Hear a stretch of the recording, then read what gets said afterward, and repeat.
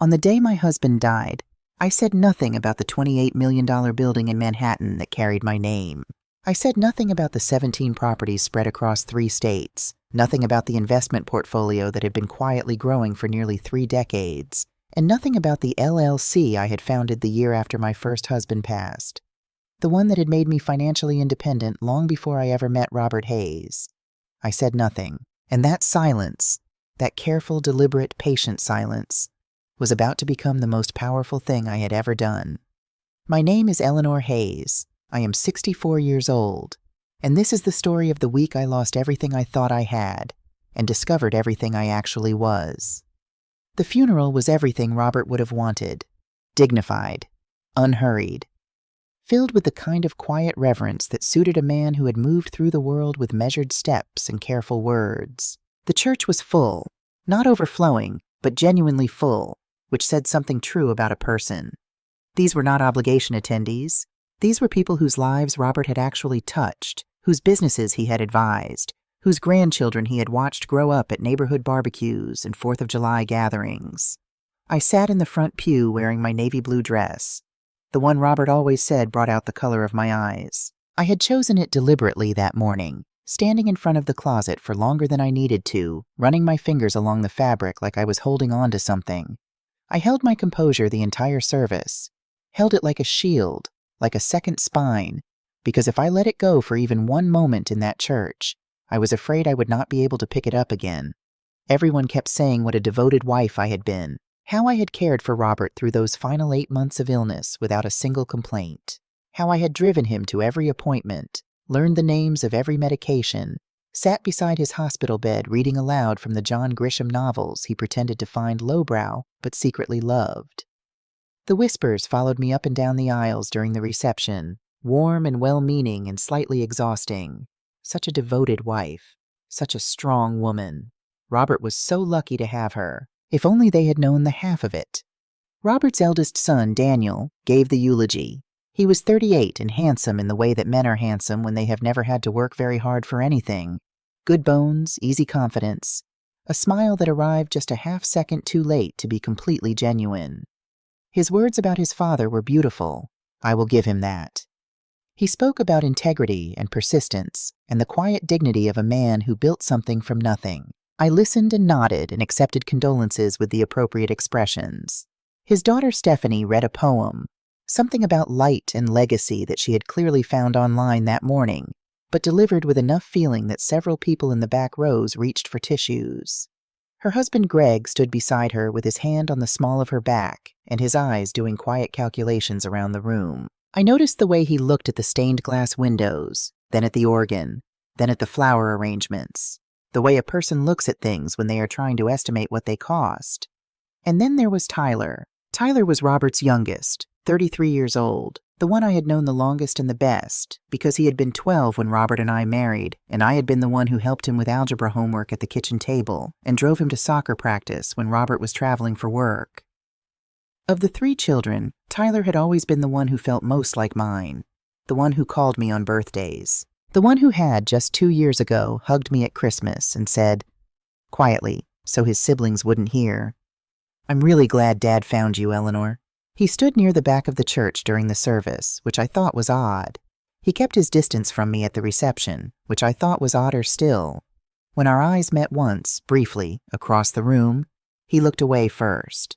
I filed that away. I filed everything away. The one I watched most carefully, though, was Brittany. Brittany Hayes had married Tyler 3 years ago, and from the very first dinner, a strained affair at an Italian restaurant where she had sent back her pasta twice and spent 20 minutes explaining why she preferred her family's Thanksgiving traditions, she had made it quietly, persistently clear that she considered me an inconvenience, not an enemy. Enemies require a certain level of respect. I was something more dismissible than that. I was furniture, background, the second wife who had wandered into a family that had existed perfectly well before her and would exist perfectly well after.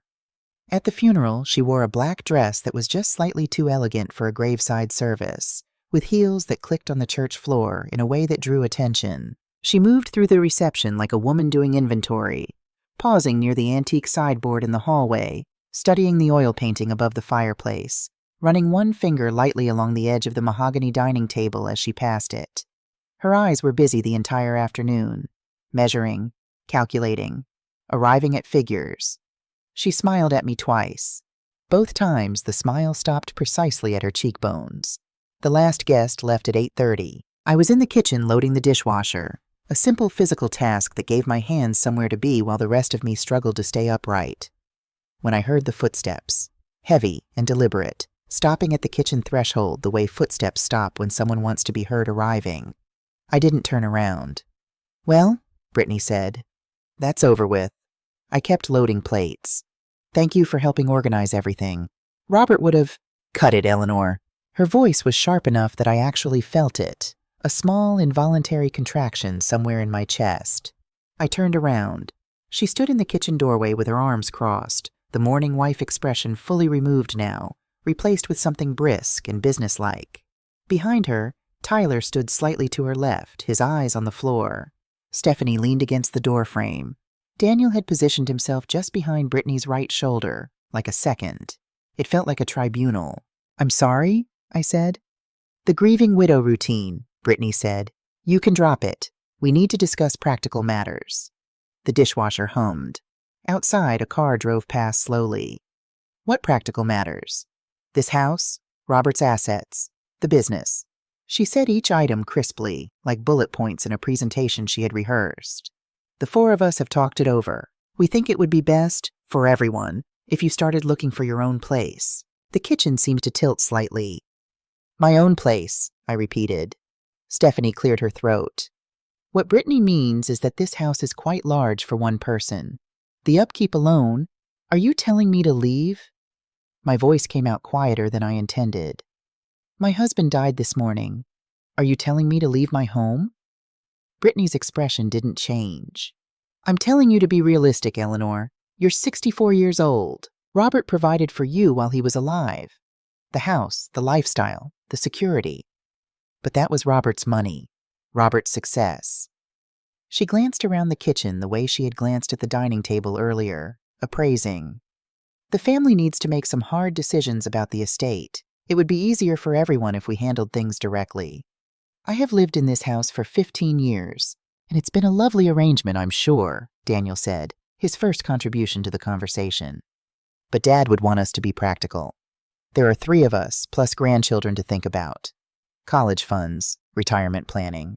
He paused and then added with the particular tone of someone offering a great concession, "We'll honor whatever provision he made for you, obviously." "Whatever provision," I said slowly.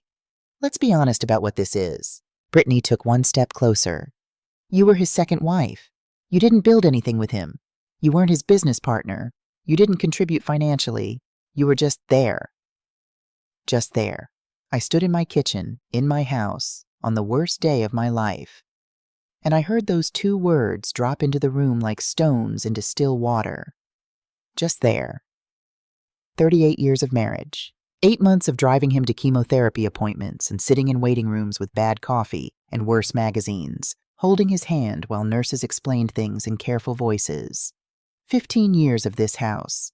The garden I had planted, the walls I had painted, the kitchen where I had cooked 10,000 meals. 38 years of a life built together, and the summary of my contribution to it was, just there. I looked at Tyler.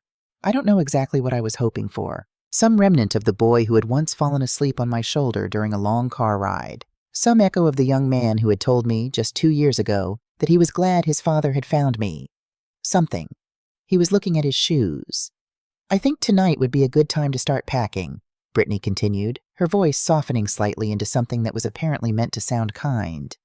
Daniel and Tyler and I, can stay here to manage the transition.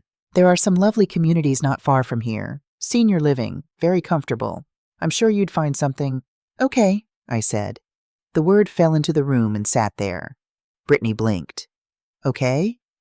"I'll pack tonight. I'll be gone in the morning." The silence that followed was enormous. I could see them recalibrating.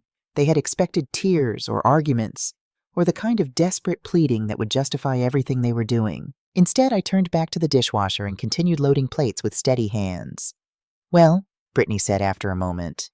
"Good. That's That's very mature. I didn't respond. I listened to their footsteps retreat to the living room, to the hushed and excited murmurs that began almost immediately, the sound of people dividing up a life they believed was now theirs for the taking. They thought they had won something. They had no idea what they had just started. I packed 2 suitcases that night. Only 2, which, if you knew the contents of my closet, was a statement in itself. I left the jewelry in the velvet box on the dresser. I left the artwork on the walls. I left the designer pieces hanging in the wardrobe that Brittany was probably already mentally cataloging. I took my grandmother's pearl necklace, a few changes of clothes, my laptop, and the small leather folder that lived at the very back of the closet shelf, the one Robert had never asked about, and I had never explained. Let them think the widow was walking out with almost nothing. Let them believe the next chapter of the story was already written. The Hampton Inn on Route 9 became my temporary home. I checked in under my maiden name, Eleanor Morrison, paid for a week in cash, and accepted my key card from a young desk clerk who barely looked up from her computer. Just another older woman traveling alone, probably visiting grandchildren, probably attending a reunion of some kind. Invisible. Which was exactly what I needed to be. In room 214, I sat on the edge of the queen bed for a long moment in the yellow lamplight. Outside, the parking lot was quiet. A truck moved slowly along Route 9, its headlights sweeping the curtains. I thought about Robert, really thought about him, allowed myself that, allowed the grief to move through me in one long wave. And then I did what I had always done when feeling became an obstacle to necessity. I picked up the phone. Harold Whitfield answered on the second ring. Harold had been Robert's attorney for 25 years. What nobody in Robert's family knew, what Robert and I had carefully, deliberately kept invisible, was that Harold had been my attorney for 15. Not the same relationship, not the same purposes. Robert's affairs and mine had been managed in parallel for over a decade, clean and separate and completely unknown to the people who would have found the information most inconvenient. Eleanor. His voice was warm in the way of old friends who have been expecting a call. I'm so sorry about Robert. He was a good man. He was, I said. Harold, I need to see you tomorrow. Somewhere private, if possible. A brief pause. Harold had known me long enough to read the spaces between words. The family. They showed me exactly who they are tonight. All of them. I'll come to you, he said. Text me the address. He arrived the next morning at 9 o'clock with his old brown leather briefcase and the expression of a man who has spent 30 years watching grief turn people into strangers. I had ordered coffee and pastries from room service, a small luxury that felt almost defiant, and we sat across from each other at the small table by the window while I told him everything. He listened without interrupting. His jaw tightened once when I got to the part about Tyler looking at the floor. Do they have any understanding, he said carefully when I finished, of your actual financial situation? None whatsoever. And you're certain you want to proceed the way we discussed? Once we begin, Harold, I set down my coffee cup. I have been waiting 15 years for circumstances to make this necessary. I did not want it to be necessary. I would have preferred to spend the rest of my life in that house with Robert, growing old in a family that turned out to be real. I looked out the window at the parking lot, at the ordinary Tuesday morning moving past without me. But they made their choices last night. All of them. And now I'm going to make mine. He opened the briefcase. For the next hour, Harold walked me through documents that had been in preparation for years, contingency planning that Robert and I had begun long before his diagnosis, long before any of this had felt like more than theoretical caution. Transfer documentation, ownership confirmations, the legal architecture of a life I had been quietly building since 1996 when I was 38 years old and newly widowed for the first time, and sitting in a different attorney's office learning that my first husband had left me, as he had always promised, very well provided for. The preliminary steps can be completed in 48 hours, Harold said. The full restructuring takes about 2 weeks. And Eleanor, there is nothing they can challenge. Everything has been legally yours for over a decade. Robert transferred ownership long before his illness. He wanted to make certain that if something happened, there would be no ambiguity. He was a careful man. He was a man who loved you, Harold said simply, and who understood that love, in practical terms, means making sure the people you care about are protected. After Harold left, I drove past the house. I didn't go in. I parked across the street, engine running, and watched through the tinted windows. A moving truck was in the driveway. Not a small one. A proper, full-size truck from a local company, the kind you hire when you are moving in, not just moving things around. Brittany stood in the front yard directing two workers with the brisk confidence of someone who had been planning this for longer than last night. She had brought her own furniture. She wasn't staying temporarily to manage an estate. She was moving in. My phone buzzed. A text from Tyler. "Hi, Eleanor. Hope you found a comfortable place. Brittany's getting Dad's office sorted out. Found some business files we might need your help with. Let us know when you're settled." I read it twice. Dad's office. Robert's study with its filing cabinets full of appointment books and client records from the small consulting firm that everyone, his children, his neighbors, his former colleagues, believed was the primary source of our income and our lifestyle. The consulting firm that had generated, in a good year, perhaps $40,000. They were going to go through those files. They were going to find the paper trail of a modest, comfortable, entirely ordinary small business. They were going to calculate an inheritance based on that picture, and they were going to be so completely, catastrophically wrong. I put the phone in my bag without responding. There was a safety deposit box at First National downtown with Robert's name on it, or rather with both our names on it, which his children didn't know because why would they? Inside that box were property deeds and LLC documentation and investment records that told a story so different from the one the family was currently constructing in my study that it would feel, when the moment came, like a different reality entirely. Which, in a sense, it was. I drove to First National that afternoon. Margaret Sullivan, who managed my personal accounts, met me in her office with professional sympathy and a box of tissues she slid discreetly to the corner of the desk. "Mrs. Morrison, I'm so sorry for your loss. How are you holding up?" "As well as can be expected, Margaret. I need to make some account adjustments." She nodded, reaching for her keyboard with the assumption that this was the ordinary business of survivorship. Updating beneficiaries, processing insurance documentation, the administrative sadness of closing one chapter. Then I handed her the folder Harold had prepared. She opened it, read the first page, turned to the second, looked up at me with an expression I had seen before. The particular recalibration of a professional who has just discovered that the quiet woman across the desk is not the person they thought they were dealing with. "Mrs. Morrison," she said, "these amounts, I had no idea you were working with assets at this scale. Privacy was important to my husband and me, but circumstances have changed." "I can see that." She straightened slightly, shifted into the mode of someone who understands they are now in a different category of conversation. "When would you like these transfers to take effect?" "Immediately," I said. While Margaret processed the paperwork, efficient and unhurried, the way competent people work, I thought about Brittany back at the house, directing movers through my living room, deciding which of my things were worth keeping and which could be quietly donated, planning the redecoration of a home she had been inside perhaps a dozen times. I thought about Daniel, who had given his father a beautiful eulogy and then stood in my kitchen 3 hours later and told me I had been just there. I thought about Stephanie with her half-genuine poem and her appraising husband, and I thought about Tyler, who had been 12 years old when I entered his life, who had eaten my cooking at that kitchen table for 20 years, who had once fallen asleep on my shoulder in the car, and who now, when it mattered most, had looked at the floor. They thought they had gotten rid of an inconvenience. They had no idea that the inconvenience had spent 38 years becoming someone they had never bothered to know. My phone rang as I was signing the final transfer documents. Brittany's name appeared on the screen. I watched it ring, sent it to voicemail. Then I listened to the message, sitting in my car in the First National parking lot in the gray October afternoon. "Eleanor, we found some confusing paperwork in Robert's office. Legal documents that don't quite make sense to us. Could you call me back?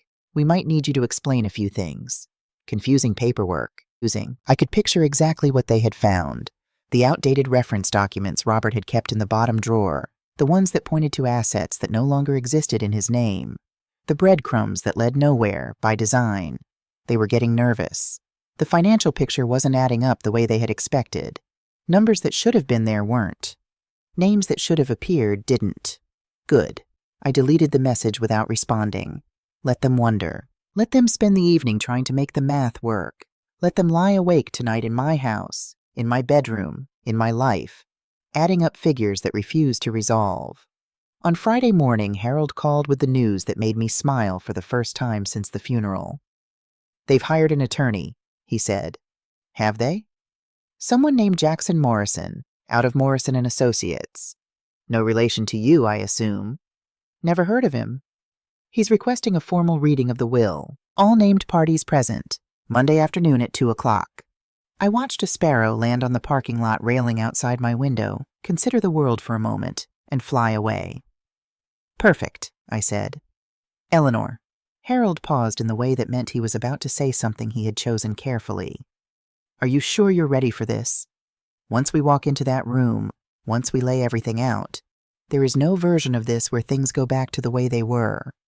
"Harold," I said, "the way things were is what landed me in a Hampton Inn the night my husband died." He was quiet for a moment. 2 o'clock Monday. I'll have Catherine Lawson there as well." "Good." I spent the weekend in preparation. Not the frantic, anxious preparation of someone scrambling to catch up. The calm, deliberate preparation of someone who has known this moment was coming and has simply been waiting for it to arrive. On Saturday, I went to the boutiques I preferred and chose a navy blue suit. Not the same shade as the funeral dress, but close enough to feel intentional, along with my grandmother's pearls and the Cartier watch Robert had given me on our 10th anniversary. I wanted to look exactly like what I was, a woman of substance and quiet dignity who had chosen to be underestimated and was finished with that choice. Sunday evening, I checked out of the Hampton Inn. I checked into the Fairmont Hotel downtown, the penthouse suite, just for one night, just to remember who I was before walking into that room. I ordered room service, lobster and a glass of champagne.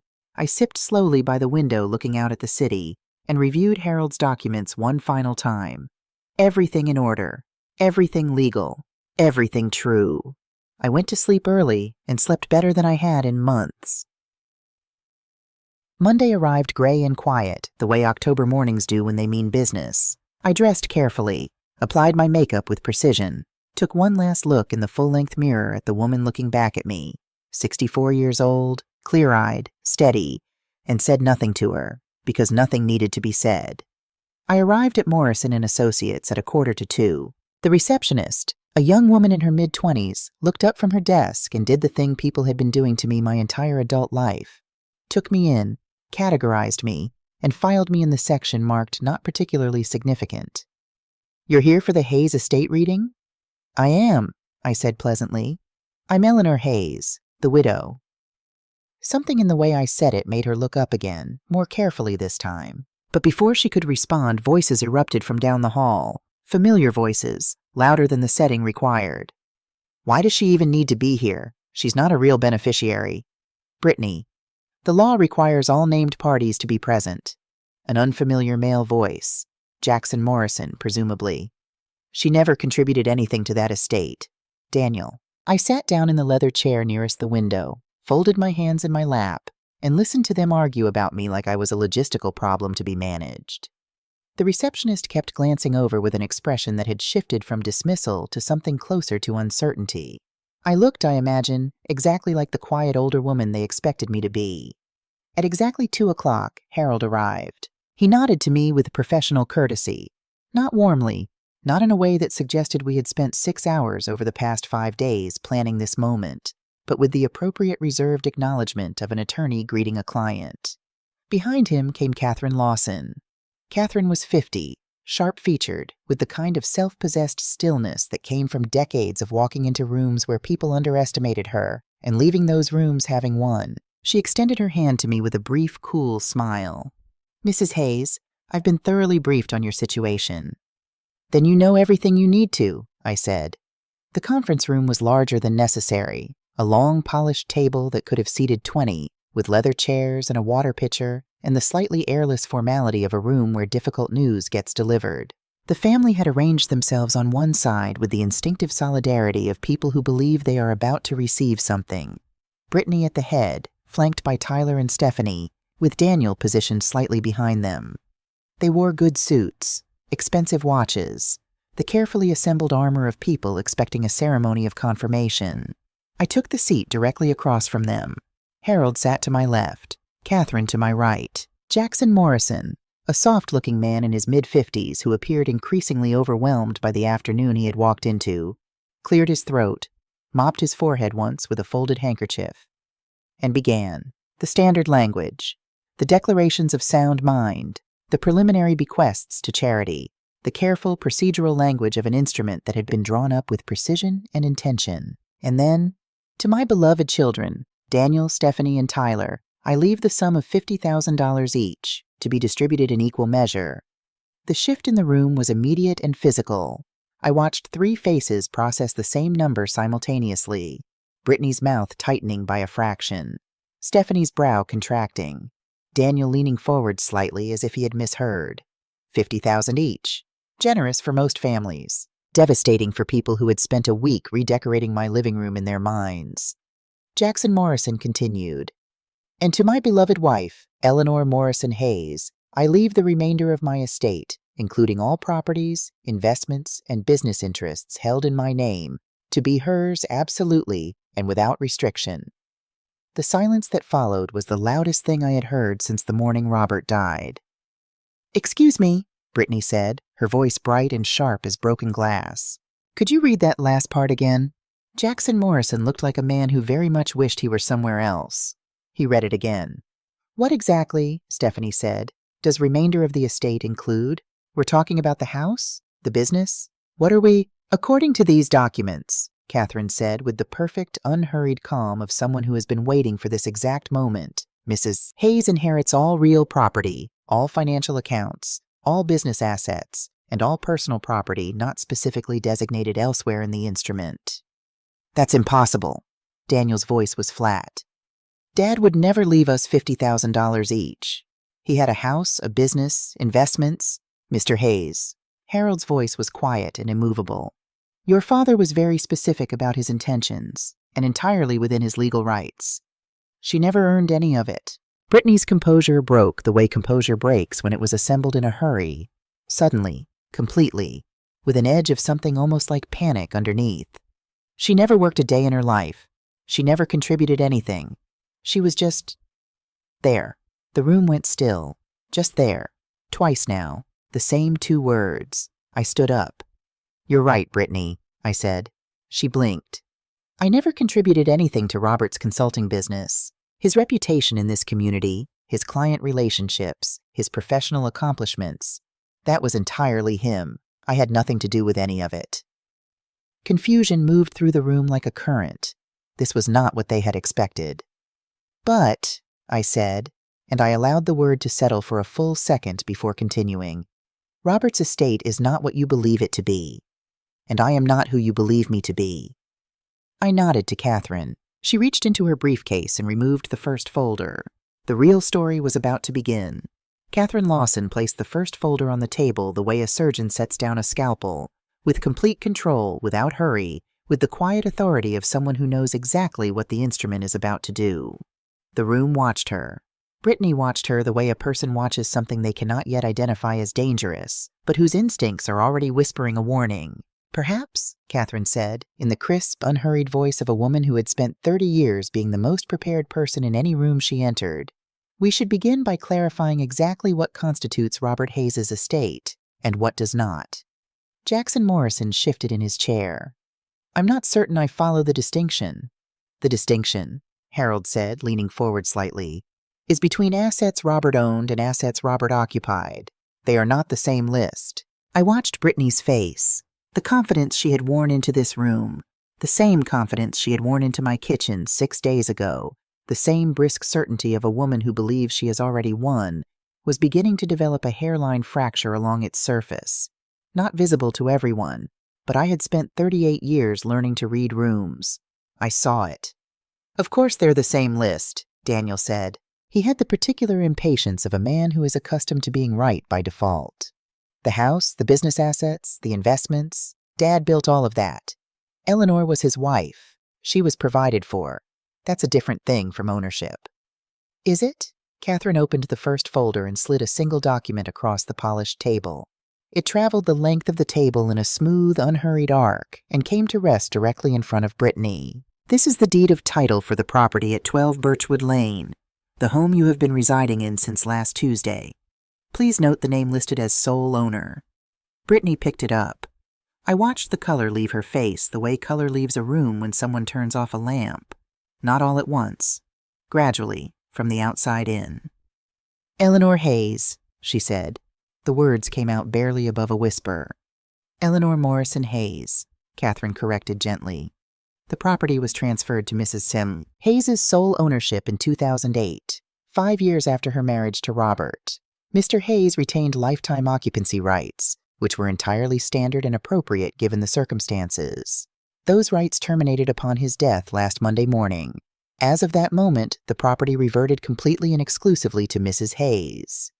Stephanie reached across and pulled the document from Brittany's fingers. Her eyes moved across the page quickly, then slowly, then quickly again. The reading pattern of someone hoping that a second pass will produce a different result. "This has to be a mistake," she said. "Dad bought that house before he even met Eleanor. It was his house." "He did purchase it originally," Harold confirmed, "in 2001, and in 2007 he refinanced the property using capital provided by Mrs. Hayes. When the new mortgage instrument was issued, ownership transferred to her as the primary financial backer. The original purchase price is irrelevant to current title. What matters is who holds the deed. The deed has carried Mrs. Hayes's name for 17 years. "What capital?" Daniel stood up. Not dramatically. Just the restless, involuntary standing of a man whose body needs to do something while his mind tries to catch up. "She never had any capital. She never worked. She never—" "Mr. Hayes." Catherine's voice did not change in volume or temperature, but it stopped him the way a wall stops a person walking in the dark. "Mrs. Hayes has maintained substantial independent assets since well before her marriage to your father. She simply chose not to publicize that fact." The room went quiet in a different way than it had gone quiet before. Earlier, the silence had been shock. This was something closer to the silence of a foundation shifting. I had been still long enough. These people had spent 6 days living in my house, planning their futures on the basis of my assets, and treating me like an inconvenience to be managed. They had done it with such complete confidence, such utter certainty that they understood the situation, that I had almost found it admirable in a dark sort of way. Almost. "The money came from my first marriage," I said. Every head in the room turned toward me. I had been so quiet since sitting down, so composed, so apparently peripheral, that I think several of them had briefly forgotten I was the subject of the conversation. "My first husband, James Morrison, passed away in 1995. He was 51 years old. Heart attack. Very sudden." I paused, because even 30 years later, the suddenness of it still lived somewhere in the body. "He left me well provided for, life insurance, real estate investments, a stock portfolio he had been building for 20 years. I was 38 years old, financially independent, and completely uninterested in anyone knowing either of those things." Tyler spoke for the first time since the reading had begun. His voice came from somewhere low and uncertain, like a sound from the bottom of a well. "Why?" I looked at him directly. "Because money changes how people see you, Tyler. You know that. Wealth makes some people treat you with more respect than you deserve, and it makes other people treat you with a particular kind of resentment that has nothing to do with who you actually are. I had watched both happen to James. After he died, I wanted, for once in my adult life, to be seen as just a person. Not an asset, not a target, not a symbol of something, just a woman." The room was very still. "When I met your father, I loved him. That was real. But I also chose very deliberately not to tell him the full extent of what I had. Not immediately. And by the time our relationship was serious enough that full disclosure would have been appropriate, we had already established a dynamic that suited us both. Robert was the visible success, the face of our partnership, the man the world saw. And I was content to build what I was building quietly, from the background, without anyone watching." "What exactly," Daniel said slowly, "were you building?" Catherine slid the second folder across the table. "Morrison Holdings, LLC," she said. "Established 1996, 1 year after James Morrison's death. Mrs. Hayes is the sole proprietor. She has held that position continuously for the past 29 years. The folder landed in front of Daniel. He opened it with the careful movements of a man handling something he suspects might be alive. "Morrison Holdings," Catherine continued, "currently holds title to 17 properties across 3 states, Maine, Massachusetts, and New York. These include 3 apartment complexes in Manhattan, 2 office buildings in the Boston metropolitan area, a portfolio of residential rentals in coastal Maine, and 1 commercial property in Lower Manhattan that was most recently appraised. She paused. Not for effect exactly, more in the way a person pauses before placing the final piece of something into position. At $28 million. The number landed in the room like a stone dropped into a very deep pool. The ripples moved outward in silence. Stephanie made a sound that was not quite a word. Brittany sat perfectly still, which was more alarming than any reaction she could have produced, because Brittany was never still. 28 million, Daniel repeated. His voice had lost its authority. It was just a voice now, a man's voice doing its best. That's 1 building. That's 1 building, Harold confirmed. Would you like to see the complete portfolio summary? He didn't wait for an answer. He was already opening the 3rd folder. Document after document moved across that polished table.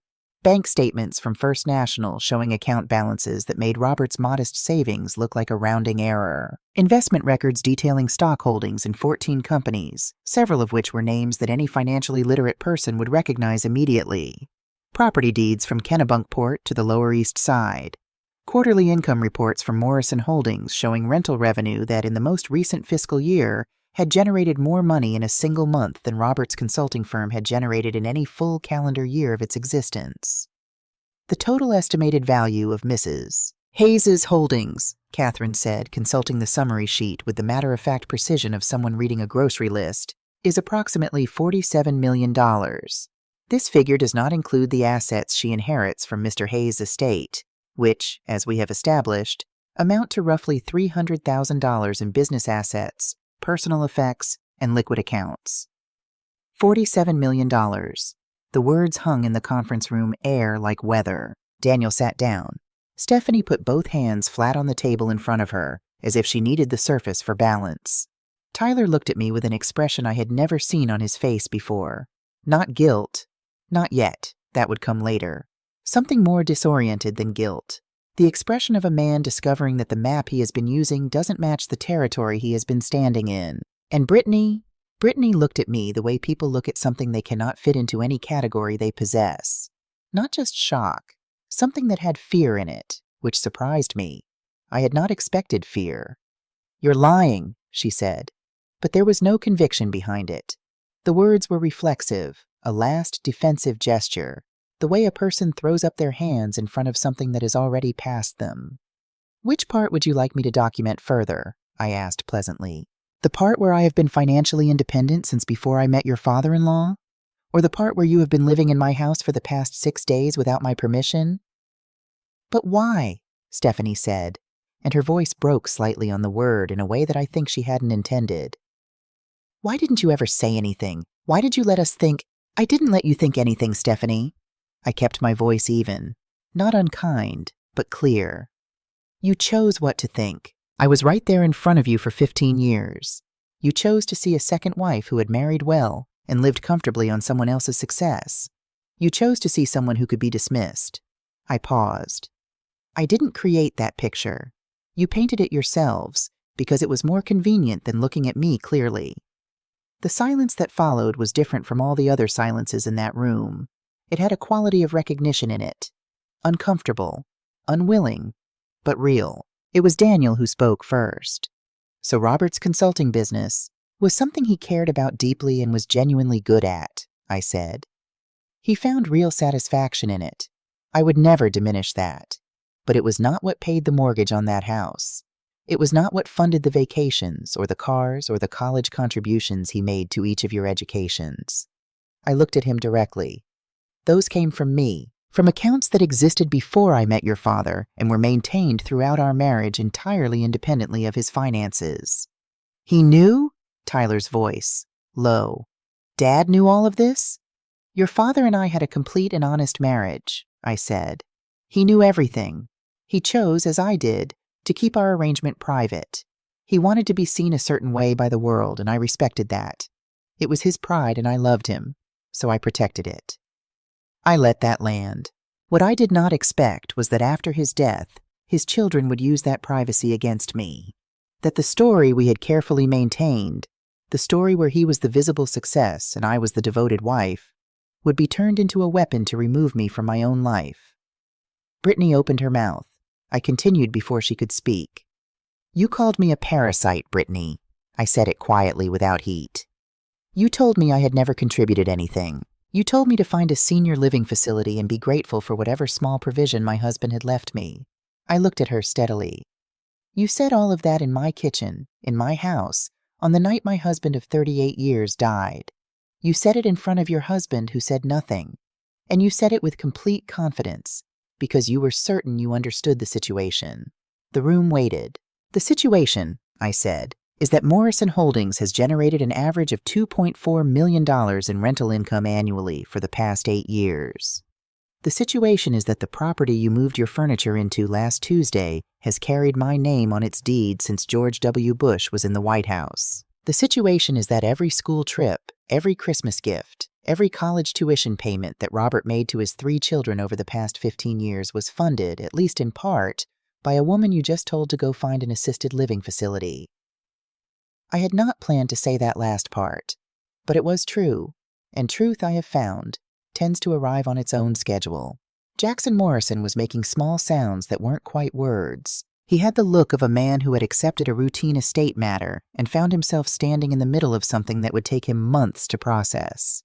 Catherine consulted her papers with theatrical precision. In terms of the practical, immediate question, the residential property at 12 Birchwood Lane, Mrs. Hayes will be extending a period of 72 hours for the current occupants to remove their personal belongings. After that window closes, the locks will be changed and the property will be secured. 72 hours, Daniel repeated. It's quite generous given the circumstances, Harold observed mildly. You can't just, Stephanie started. She can, Catherine said. She is the owner of record. You are currently on her property without a lease, without an agreement, and without her consent. Legally speaking, the appropriate terminology is trespassing. Mrs. Hayes is choosing not to pursue that avenue. She is instead offering you 3 days to remove your belongings voluntarily. A pause. I'd encourage you to use the time constructively. I stood up. I gathered my bag with the unhurried movements of a woman who has nowhere pressing to be because she has already arrived exactly where she intended. I looked at each of them in turn. Daniel with his collapsed certainty, Stephanie with her hands still flat on the table, Tyler staring at the window, Brittany sitting in the ruins of an assumption that had taken less than an hour to demolish. You wanted me out of the way, I said quietly. You wanted the inconvenient widow gone so you could claim what you believed was yours. I obliged you. I packed 2 suitcases and I left without a scene because I have never found scenes particularly useful. I picked up my bag. But you made one significant miscalculation. You assumed you understood the situation. You assumed you knew who I was. I walked to the door. 72 hours, I said without turning around. I'll see myself out. The drive back to the Fairmont was the quietest 20 minutes I had experienced in years. Not a bad quiet, a clean quiet, the way air feels clean after a long rain. I drove with the windows cracked and the radio off, watching the October city pass at an ordinary speed, and I felt something I hadn't felt in so long that I almost didn't recognize it immediately. I felt like myself. Not the self that had spent 15 years being invisible by choice. Not the self that had sat in the front pew that morning and held her composure like a shield. The self underneath all of that. The one who had sat in an attorney's office at 38 years old with the full weight of a grief and a future pressing down on her simultaneously, and had looked at both clearly, and had made a plan. That self. It felt like meeting an old friend. The calls began that evening. Brittany first, of course. Her number appeared on my screen at just after 8 o'clock, which meant she had spent approximately 5 hours cycling through denial, rage, and the eventual pragmatism of someone who has realized they need to negotiate. I answered. Eleanor. The voice was different from any version of Brittany I had heard before. The brisk entitlement was gone. What remained was something tighter, more careful, with an edge of something that was not quite desperation, but was standing very close to it. I think we got off on the wrong foot this week. I think there was a lot of emotion, a lot of confusion, and some things were said that, you told me to go find an assisted living facility, I said. 6 hours after I buried my husband. Silence. That wasn't confusion, Brittany. That was clarity. You showed me exactly who you are, in exactly the circumstances that matter most. I paused. The 72 hours stands. I'd encourage you to spend them packing rather than calling. We're family. You called me old leech, I said, that evening, when you thought I was out of the room. The silence this time was a different kind. The silence of someone who has just understood that a conversation they believed was private was not. That was said in English in my house within my hearing. I kept my voice even, almost gentle. You said it to Stephanie. I don't know what you thought I understood and didn't understand, but I understood that. She didn't speak. Good night, Brittany, I said. 72 hours. I blocked her number after I hung up. Tyler came to the Fairmont the following morning. The concierge called upstairs to announce him, and I sat with the phone for a moment before saying yes. Not because I was uncertain. I knew I would see him, but because I needed a moment to decide who I was going to be in that conversation. Not Eleanor the wronged widow, not Eleanor the revealed millionaire. Just Eleanor, who had helped a 12-year-old boy with his algebra homework at a kitchen table 21 years ago, and who still felt somewhere beneath everything else the particular complicated ache of maternal love for a person who had deeply disappointed her. He looked terrible. He sat across from me in the hotel lobby with his hands wrapped around a coffee he wasn't drinking, wearing yesterday's shirt, with the particular hollowness around the eyes of someone who has not slept in several days for reasons that are entirely their own fault. He was 33 years old, and he looked in that moment about 16. Eleanor, he swallowed. I'm sorry. I know. I should have. Yes, I said. You should have. He flinched. I know that. There's no defense for it. We thought. Brittany said. He stopped himself, looked at his coffee. None of that is an excuse. I stood there and let her speak to you that way, and I didn't say a word. You looked at the floor, I said. Yes. Your father's body was still warm, Tyler. He closed his eyes. I'm not saying this to cause you more pain than you're already in, I said, and I meant it. I'm saying it because I need you to understand the full weight of what happened that night. Not the legal situation, not the money, the human thing that happened. I was your stepmother. I sat with you when you had pneumonia at 14 and your dad was in Chicago on a work trip. I drove 4 hours to your college graduation in a rainstorm because Robert had food poisoning, and I was not going to let you look up at the bleachers and find no one there. I held his gaze. And 6 hours after your father died, you stood in my kitchen and looked at the floor while your wife told me to go find a nursing home. Tyler's jaw worked. His eyes were bright in a way that had nothing to do with the lobby lighting. What do you want me to say? He whispered. Nothing, I said. Not right now. Right now I want you to sit with it. Actually sit with it. Not explain it. Not contextualize it. Not figure out what to say to make it better. Just feel the full weight of what you did and what it cost.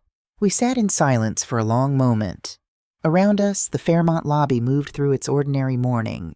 A couple checking out, a businessman on his phone, a young woman wrestling with an oversized suitcase near the revolving door. Brittany's moving her things today, Tyler said finally. I know. She's very angry. I imagine she is. I picked up my own coffee. Anger is easier than accountability. Brittany will be angry for a long time, because that's more comfortable than examining what she actually did and why. And Daniel and Stephanie? They have 48 hours remaining, I said. I hope they use them wisely. Tyler nodded slowly. He looked like a man standing at the edge of something large, calculating the jump. Can I ask you something? Yes. Did you plan all of this? Before Dad died, I mean. Did you know this was going to happen and prepare for it? I considered the question honestly. I didn't plan for your father to die, I said. I didn't plan to be thrown out of my own home the night it happened. What I did plan for, what your father and I both planned for, was the possibility that if he died first, his children might not know the full picture of our financial life, and that ignorance might create conflict. I set down my cup. We didn't anticipate quite how much conflict, or quite how quickly it would arrive, but the legal and financial architecture was in place long before any of this. Yes, because careful people make plans. That's what careful people do. You're the most careful person I've ever known, Tyler said. I learned from loss, I said simply. When James died, I was completely unprepared for the practical dimensions of grief. The financial decisions, the legal questions, the people who appeared with expectations. I promised myself I would never be unprepared like that again. I looked at him steadily, and I wasn't. He left 30 minutes later, having said very little and heard a great deal. I watched him cross the lobby and push through the revolving door into the gray October street, and I felt the complicated mixture of things that I imagine most parents feel when they watch their children face consequences of their own making. The firm refusal to rescue them, and the genuine sorrow that rescue isn't the right thing. The 72 hours ended on a Friday evening. I drove to Birchwood Lane at 6 o'clock with Harold's locksmith contact saved in my phone and the particular calm of a person who has done everything they can do and is now simply here to witness the completion of a process. The driveway was full, not just Tyler and Brittany's car, Daniel's truck, Stephanie's sedan. 2 vehicles I didn't recognize, parked at the curb with the slightly apologetic positioning of cars that know they don't quite belong there. I let myself in with my key. The voices from the living room stopped the moment they heard the front door. Then Brittany's voice, recalibrated and smoothed. "Eleanor, good. We were hoping you'd come by." I walked into the living room. They were arranged around the space with the studied casualness of people who had positioned themselves deliberately. Brittany in Robert's chair, still, even now in Robert's chair, with Daniel and Stephanie flanking her. Tyler stood near the window, separate from the group in a way that I noted. And on the sofa, sitting with the visible discomfort of people who have driven somewhere under incomplete pretenses, an older couple I had never seen before. The man was around 70, broad-shouldered, with a face that would have been imposing 20 years ago, and was now simply weathered. The woman beside him had Brittany's bone structure and the careful hair of someone who takes Sunday mornings seriously. Her parents, Frank and Sandra Pierce. Brittany had called in reinforcements. "Alberta, we were hoping," Brittany began. "Eleanor," I said pleasantly. A beat.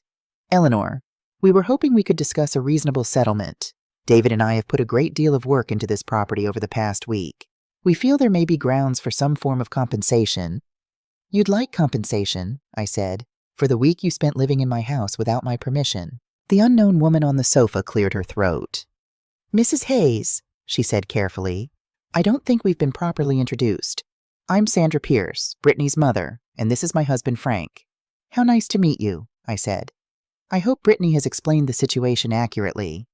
Sandra glanced at her daughter with an expression that suggested she was beginning to suspect the answer to that was no. "She mentioned a dispute about the will," Frank said, "about asset distribution." "There's no dispute," I said. I sat down, unhurried, and looked at each face in the room in turn. "The will is entirely clear. Robert left modest bequests to his children and everything in his estate to me. The complication, and it's not a legal complication, it's a factual one, is that most of what this family assumed was Robert's property was mine long before he died." Sandra's expression shifted. "I'm sorry. I don't quite— The house you're sitting in belongs to me," I said simply. "Has for 17 years. The mortgage, the taxes, the insurance, all paid from my accounts. Robert's consulting business generated a comfortable income for the things it covered. The rest was mine." I looked at Frank Pierce. "When your daughter told me to go find an assisted living facility the night my husband died, she was evicting me from my own property. When she called me an old leech, in English, in my kitchen, she was speaking to the person who has been quietly funding the lifestyle she married into." The silence that followed had a particular quality. Sandra Pierce turned to look at her daughter with an expression I recognized immediately. Not anger, not yet, but the specific and devastating expression of a parent who is sitting with the evidence that their child has behaved in a way that cannot be defended. "Brittany Marie Pierce," she said in the tone of voice that carries weight precisely because it is never used lightly. "Tell me you didn't do that." Brittany opened her mouth. "On the night this woman's husband died," Sandra continued, her voice very controlled now, "tell me that's not what happened."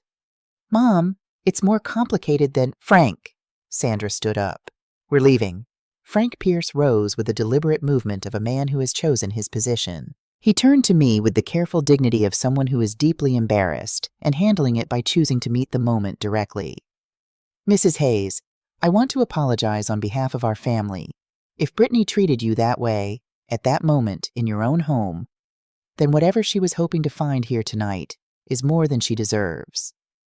He looked at his daughter with a disappointment that cut more cleanly than any anger could. "We'll talk at home." They left without another word. Brittany sat very still in Robert's chair watching her parents walk out. The last ally, the last audience, the last structure she had built her confidence on. Gone. I looked at my watch. 20 minutes, I said pleasantly to the room. Then the locksmith arrives. They moved then. All of them. The scrambling, box-carrying, avoiding eye contact movement of people who have finally understood that the story they were living in was never the one they thought it was. Daniel carried boxes to his truck without speaking. Stephanie made 2 trips to her car with bags that clinked with what sounded like stemware she had been quietly packing throughout the week. Tyler caught my eye once, briefly, as he carried a duffel bag through the hallway. He didn't say anything. He didn't need to. Brittany was last. She stood in the center of the living room with her coat on and her bag over her shoulder, looking at the space around her with an expression I didn't try to interpret. Then she looked at me. "This isn't over," she said, quietly, without the old heat. "Yes," I said. "It is." She walked out. I stood in the silence of my living room. My living room, with my furniture and my walls and the painting above the fireplace I had chosen 20 years ago. And I listened to the cars pull out of the driveway one by one until the last set of taillights disappeared around the corner. Then I called Harold. "It's done," I said. "They're gone. How do you feel?" I walked through the house slowly. Kitchen, hallway, the study where Robert's presence still lived in the books on the shelves, and the particular slant of evening light through the east window. I felt the house around me, solid and real and genuinely mine. "Free," I said, and for the first time since the morning Robert died, that was the complete truth. 6 months is long enough for a house to become itself again. By April, the garden at 12 Birchwood Lane had come back the way gardens always do after a hard winter. Not the same as before, but in some ways better, more honest. The roses along the east fence that I had planted the second year Robert and I were married had survived everything, as roses tend to do when they have been in the ground long enough. The kitchen smelled like coffee in the mornings the way it always had. The light came through the east window of Robert's study at the same angle it had always come, landing on the same shelf of books, illuminating the same worn spine of the Grisham novel he had been halfway through when the doctors told us what they told us.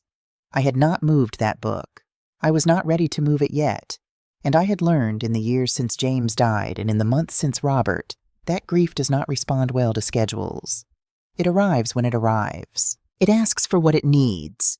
The job is simply to let it, which is harder than it sounds and more important than almost anything else. I had spent the 6 months doing the things I had needed to do for longer than I had admitted to myself.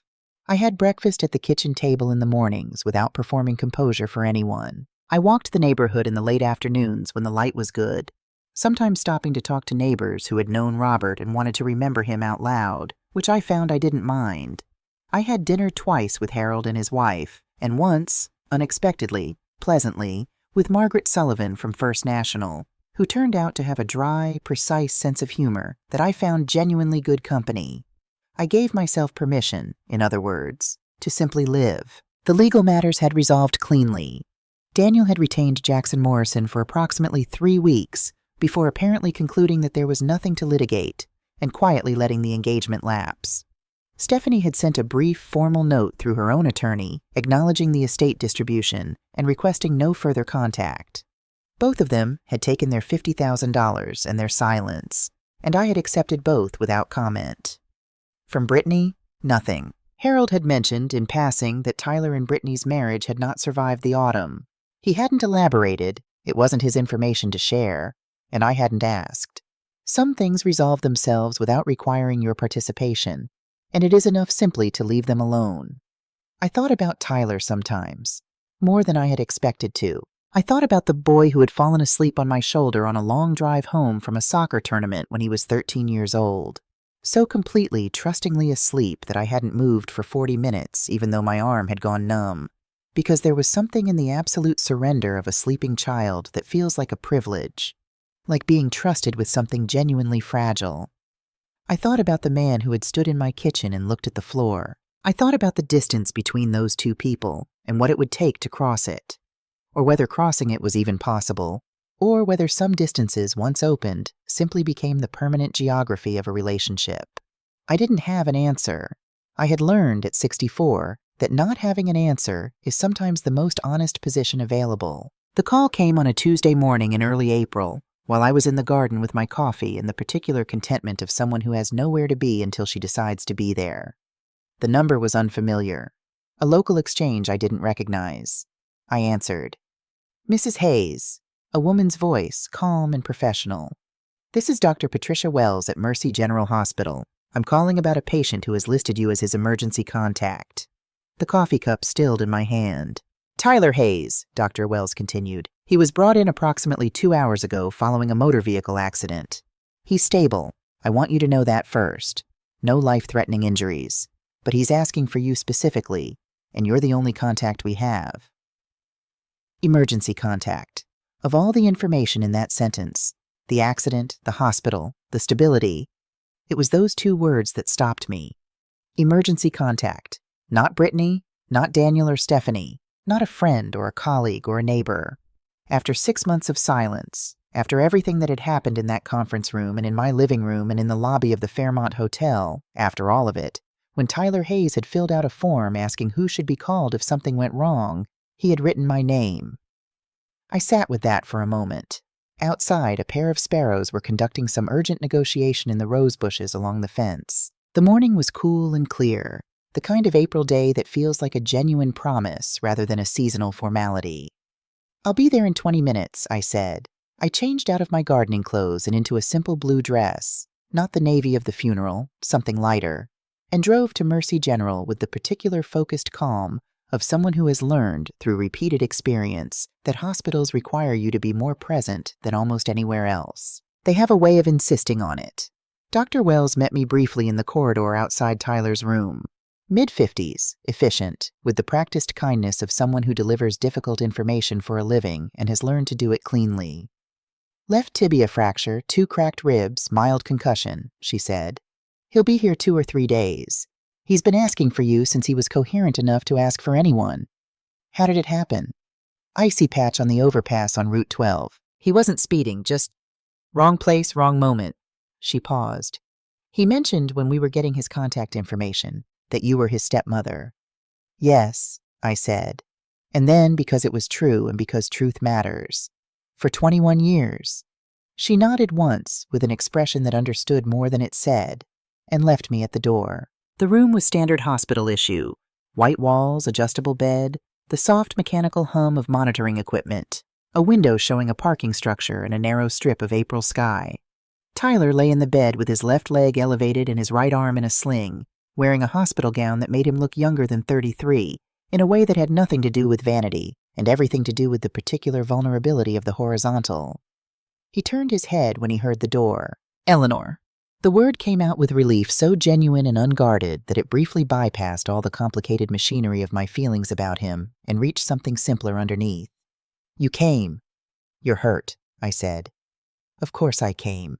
I sat down in the plastic chair beside his bed, the universal uncomfortable chair of hospital rooms everywhere, designed apparently to remind visitors that this is not a place for lingering. And I looked at him properly for the first time since October. He looked, I thought, as though the last 6 months had done some work on him. Not the hollow defensive work of the man who had sat across from me in the Fairmont lobby with his hands around a coffee he wasn't drinking and his eyes full of managed guilt. Something else. Something that looked more like the aftermath of a reckoning than the management of one. They couldn't reach Brittany, he said. I know. She's gone. He said it without the particular anguish of fresh loss, which told me it was not fresh. Left in November. He stopped, reconsidered. There's no version of explaining it that doesn't sound like I'm making excuses for myself, so I'll just say, she's gone, and I understand why. And it was my fault in ways that go further back than last October. I didn't offer comfort on that, because comfort wasn't what it needed. I simply waited. I've been in a studio apartment on Clement Street since January, he said. It's small, but it's mine. I pay for it myself. Which sounds like it should be an unremarkable statement for a 33-year-old man to make, and it is, and that's something I've had to sit with. Has it been hard? Yes. He looked at the ceiling and then at me. And it's been the right kind of hard, the kind that changes you rather than just hurting you. A pause. I've been seeing a therapist, Since December. Twice a week. I was quiet for a moment. That took courage, I said. It took hitting bottom, he said. Which I did, in a fairly spectacular fashion, over approximately a 72-hour period last October. He attempted a small, rueful smile, which was complicated by the bruising along his jaw. Eleanor, I need to tell you something. I've been going over it for 6 months, figuring out how to say it, and I have not figured out how to say it well, so I'm just going to say it plainly and trust that you'll hear the intention underneath the inadequacy of the words. All right, I said. He turned his head on the pillow to look at me directly. I knew it was wrong, he said. That night, when Brittany started talking to you that way in the kitchen, I knew from the first sentence that it was wrong. Not just unkind, not just poorly timed. Wrong. Cruel in a way that couldn't be explained by grief, or stress, or confusion. He held my gaze steadily, which I could see was costing him something. I was angry. About the will, about what I expected and didn't get. About a dozen things that had nothing to do with you and everything to do with my own issues. And Brittany gave me somewhere to put that anger. She handed me a target, and I let her, and I stood there and looked at the floor while she tore you apart. The room's monitoring equipment made its soft, patient sounds. You were 12 years old when I came into your life, I said quietly. I know. I taught you to make pancakes, I said. Do you remember that? Saturday mornings when your dad had early golf.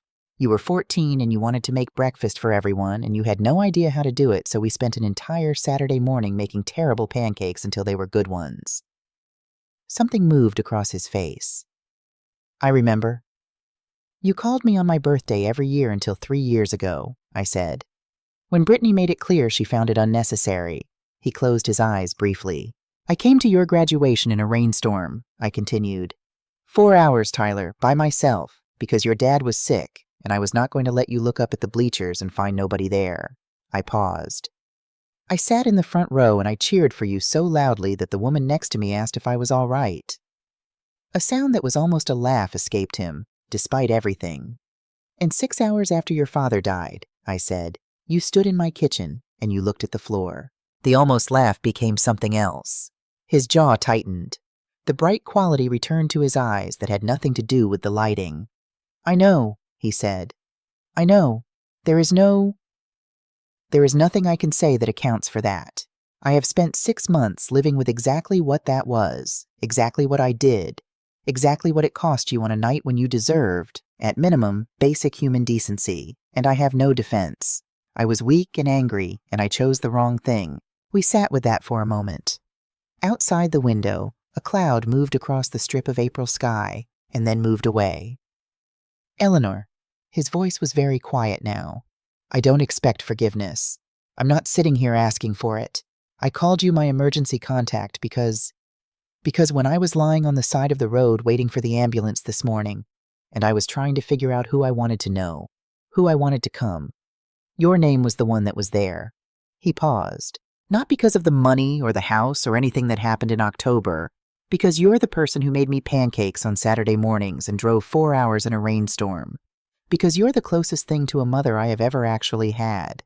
And I threw that away because I was weak and stupid, and I am so deeply, genuinely sorry.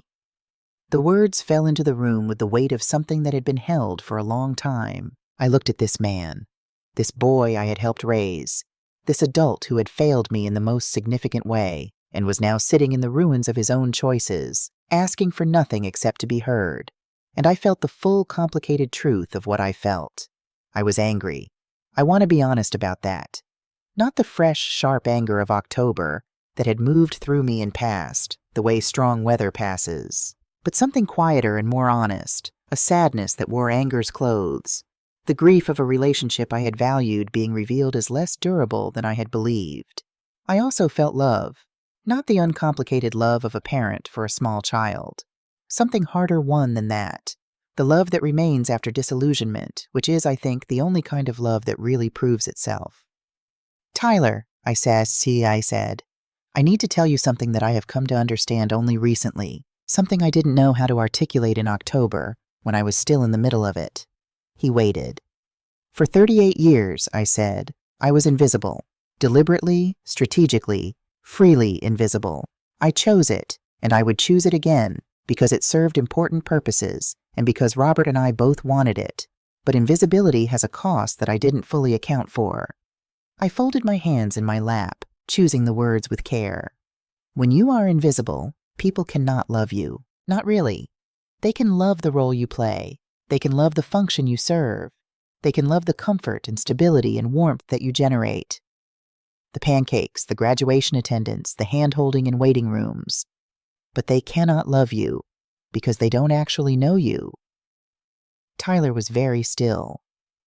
That night in October did something terrible to me, I continued. And it also, in a way I didn't expect and wouldn't have chosen, did something necessary. It ended the invisibility. It forced me, forced all of us, to see clearly who I actually am, who you actually are, what this relationship has actually been built on, and what it could be built on instead, if we chose differently. What do you mean? He asked. Low, careful. I mean that I don't want to go back, I said. Not to the version of our relationship that existed before October. Not to the dynamic where I was the background presence who made things run smoothly, and you were the stepson who called on birthdays and felt generally warmly about me without ever actually knowing me. I looked at him steadily. If we are going to have a relationship, and I am leaving that entirely open, as a genuine question rather than an assumption, it has to be something different, something real, where you know who I am and I know who you are, and we choose each other on that basis, not on the basis of roles and history and comfortable habit. Tyler was quiet for a long moment. Outside, the April sky had cleared. A proper square of blue was visible now above the parking structure, the specific clear blue of early spring that always feels, in New England, like a small miracle. I would like that, he said. I want to know who you actually are, not the version I constructed because it was easier. He paused. I didn't know about the properties, about Morrison Holdings, about any of it. And I know the money isn't the point. But I want you to know that learning about it didn't change what I felt. It changed what I understood. About how capable you are. About the life you've built. About everything I missed by not paying attention. But it didn't change. He stopped. Tried again. The person I want back in my life is not the woman with $47 million. It's the woman who drove 4 hours in a rainstorm. The monitoring equipment hummed. I reached over and took his uninjured hand in mine. It was a smaller gesture than the moment perhaps deserved. But I have found over 64 years that the smaller gestures are often the truer ones. Then we start there, I said. Yeah? With conditions, I said. Clear ones. Name them. No more invisibility on my side, I said. I will not perform smallness to make you comfortable. I will not pretend to know less or have less or be less than I am, for your sake or anyone else's. That chapter is closed. Good, he said with a directness that surprised me. I never needed you to be small. I just never told you that. And no more silence on yours, I continued. The next time someone speaks to a person you love in a way that is cruel and wrong, you say something. You do not look at the floor. You do not let the moment pass and apologize later. You speak up in the moment, even when it costs you something. He held my gaze. Yes, he said simply. Not I'll try, not I'll do my best, just yes. And this will be hard, I said. Rebuilding something after it's been broken is harder than building it the first time. It requires more honesty and more patience and more willingness to have uncomfortable conversations. There will be days when it would be easier to revert to the old patterns, and we will have to choose not to. I know. And Tyler, yes? If you let me down again in the way you let me down in October, I said not unkindly, I will not give you a third conversation in a hospital room. Some things can be repaired once, not twice. He nodded slowly. Understood. Good. I gave his hand one last squeeze and released it. Now, tell me about this therapist. Something shifted in his face, the last of the held tension releasing, like a door that has been stuck giving way at last. Her name is Dr. Amanda Foster. She has very strong opinions about accountability, and she does not let me get away with anything. She sounds excellent, I said. She's terrifying, he said. I think you'd like her enormously. And there, in a hospital room at Mercy General on a Tuesday morning in April, with the monitoring equipment keeping its steady time and the spring sky visible through the window and 31 years of complicated history between us. I laughed. A real laugh. The kind that arrives without permission and means something true. I stayed for 2 hours. We talked about things we had never talked about. His childhood before I entered it. The specific texture of growing up as Robert Hayes' youngest son. The ways in which the family's assumptions about money and success had shaped him long before Brittany arrived to sharpen them into something crueler. I told him about James, about the early years of grief and financial independence, about the particular freedom of building something entirely your own. I told him about the warehouse in Soho that I had bought in 2001 for a price that made my attorney at the time visibly uncomfortable, and about standing in the empty space with its broken windows and its smell of abandonment, looking up at the high ceilings, and understanding with absolute certainty that what I was seeing was not what was there yet, but what would be there. "How did you know?" he asked. "I didn't know," I said. "I believed. Those are different things. Knowledge requires evidence. Belief requires vision and tolerance for uncertainty." He considered this for a moment. "Dad always said you were the smartest person he knew." I was quiet. "He said it to us," Tyler continued, "to me and Daniel and Stephanie. Not once. Several times over the years. I think we assumed he meant emotionally intelligent. The way people say that about women and mean something smaller than they would mean if they said it about a man. And now I think he meant it exactly the way he said it. I thought about Robert, the way he had laughed, low and genuine, at things that were actually funny rather than things that were supposed to be. The way he had held my hand in waiting rooms with a grip that said I know without requiring words. The way he had protected my privacy for 38 years with a loyalty that I had perhaps not adequately measured until the people who had never offered me such loyalty showed me the contrast so starkly. "He was a good man," I said. "Imperfect, like all good men, but genuinely good." "Yeah," Tyler said. "He was." We sat with that for a moment. The clean, shared grief of two people who had both loved the same person and were learning how to talk to each other in the space that person had left behind. When I stood to leave, Tyler looked up at me with an expression that had something tentative in it. "What about Daniel and Stephanie?" he asked. "Have they—" "They left messages," I said. "Several months ago. Apologetic in a general way. I haven't called back yet." "Do you think you will?" I picked up my bag and considered the question honestly. "I think I'll know when I'm ready," I said, "and I'm not going to rush it to be gracious." I looked at him. Grace is not the same as pretending things didn't happen. Real grace, the kind worth having, has eyes open. It sees clearly and chooses to extend itself anyway. That takes time. "And Brittany?" His voice was careful on the name, the way voices are careful around things that are still tender. I thought about Brittany, the heels on the church floor, the calculating eyes moving across my furniture. The brisk entitlement of a woman who had never been made to understand that certainty is not the same as accuracy. The specific cruelty of old Leech, set in the dark of a house she did not own, to a woman she had never bothered to know. "Brittany made choices," I said. "Not just last October, a pattern of choices across years that revealed her character clearly and consistently. I don't wish her harm. I don't think about her with anger anymore." I paused at the door. "But some bridges burn because the person on the other end is holding the match, and the most dignified response is to simply let them burn and build your life on solid ground." Tyler nodded slowly. He searched for the word. "That's very Eleanor." "Good," I said. "That's what I was going for." I drove home through the April afternoon, through streets lined with the new green of trees that had decided, collectively and without announcement, to begin again. The light was the particular gold of late afternoon in early spring, the kind that makes ordinary things look briefly miraculous. Gas stations and convenience stores, and the gray municipal buildings along Route 9, all of it briefly beautiful in that light. I stopped at the bakery on Clement Street and bought 2 almond croissants, because I have always believed that Tuesday afternoons benefit from deliberate small pleasures, and because I had, it turned out, something to celebrate that was difficult to name precisely. Not victory. Victory is the wrong word for what October had been, and for what today was. Too clean, too simple, too indifferent to cost. Not closure either, that word that people use to describe an ending, when what most significant things actually do is transform rather than end. Something more like arrival. The sense of having traveled a long way over difficult terrain by a route that was harder than expected but that had, at each juncture, been the necessary route rather than a wrong one. And of coming out somewhere real. That evening I sat in the garden as the sun went down, the almond croissants finished, the coffee cooling pleasantly in my hand, the roses along the east fence catching the last of the light. My phone sat on the table beside me.